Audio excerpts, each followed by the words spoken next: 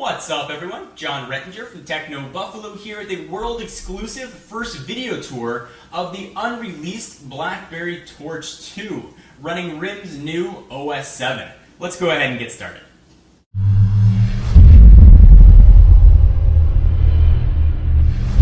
First, I want to thank the folks at Negri Electronics for hooking us up with this model. When the Torch 1 was released, it looked to be a perfect marriage of BlackBerry devices. It had that touchscreen and modern multi-touch browser users have been clamoring for, coupled with that bold style keyboard that the RIM faithful loved. However, outdated specs and an underwhelming screen means the Torch didn't set the world on fire. RIM is hoping the Torch 2 is going to rectify that. So from a mere aesthetic standpoint, the Torch 2 looks almost identical to the Torch 1. It's got the same 3.2-inch diagonally size screen. You've got the same 4 buttons across the bottom. You've got the optical trackpad, which can be selected, so it's actually a 5-way navigation. However, the big differences here are really under the hood. Let's start with what you're going to be looking at, and that is the screen. As I mentioned, the same 3.2-inch size. However, the resolution has been upped significantly. We are now looking at a 640 by 480 resolution screen, as opposed to 360 by 480 on the previous generation Torch. It's got a 1.2 gigahertz processor, making it almost twice as fast, at least from a clock speed, of the 624 megahertz processor found in the Torch 1. 8 gigabytes of internal storage, expandable with micro SD. This particular model has support for AT&T's 3G, but not support for their HSPA+. And that may change by the time this gets released, and we're hearing early summer timeframe. There may be a T-Mobile version. This particular pre-release hardware, though, has support for AT&T's 3G bands. The first Torch, of course, was released on AT&T, so it's presumed that the carrier will see this model as well. So let's start with one of the key OS 7 features that BlackBerry announced at BlackBerry World, and that was the voice-activated universal search. In the upper right-hand corner, you've got that familiar universal search icon. If you go ahead and click it, now I've got a microphone there to the right. If you select it, voice-enabled universal search is unavailable. So this pre-release hardware, or maybe the software built on here, doesn't support it. The keyboard, though, you can see is the same as the initial BlackBerry Torch, or the original, rather, BlackBerry Torch. The screen here is absolutely beautiful. One of my knocks I had on the initial Torch was the screen looked really, really washed out. Not the case here with the Torch 2. Let me go ahead and show you. I'm going to go ahead and launch the gallery and show you some images that we have here. You can see some of the applications as well that the Torch 2 will presumably launch with. So let's go ahead and run into Media. Go ahead and go into Pictures. You can see some of the wallpapers that are here. And this might not do it justice translating from the camera to online to streaming video, but take my word for it, the screen here looks very, very, very pretty. And this is also a great opportunity to show the responsiveness and the speed that the Torch 2 has over the Torch 1. The pinch to zoom functionality is tremendous, and it works very, very, very quickly. This particular software build, the web browser is barely functional, so I can't show you a pinch to zoom there, but at least you can see it here on images. It just works very, very, very well.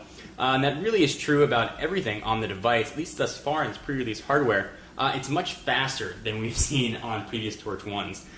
Things work as you'd expect, especially from modern hardware. It's just much quicker, doing everything all the way through the device. Let's go ahead and look at some of the applications that are going to be on here. You can go ahead and see them all. If we jump into some further applications, I'll show you what else is going to come on the device. So we are now going to have Documents to Go. It's going to come pre-installed on all OS 7 devices. That was one of the new features. You're also going to have a compass, so you can do that if you want to figure out where you're going. You can see that now.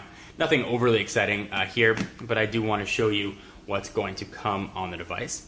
The camera is a 5 megapixel sensor. You can see that lives right there on the back, with autofocus and LED flash.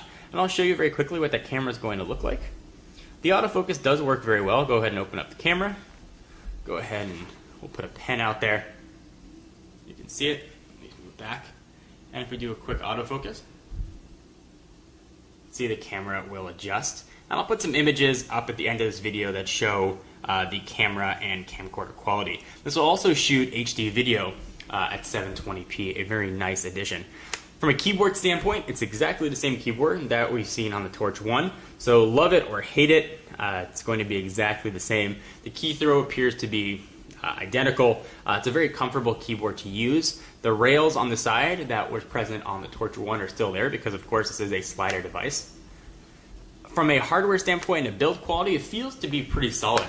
I don't have any creaky noises that I had on the Torch 1. When you go ahead and slide it in and out, you don't have any of that noise, and it looks to be pretty solidly built.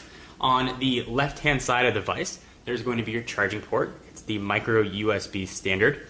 On the top, you've got your typical BlackBerry buttons.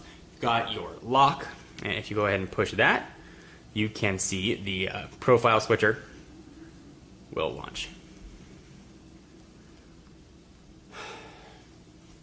Alright, so now let's do a quick hardware tour of the device. On the left-hand side, you've got your charging port, and that's micro USB. On the top, you've got those same buttons that we saw on the Torch 1, a lot of other BlackBerry devices, the lock button and the volume mute.